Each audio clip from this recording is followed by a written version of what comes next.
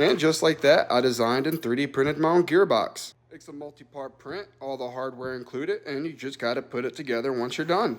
And it's pretty easy to do with that.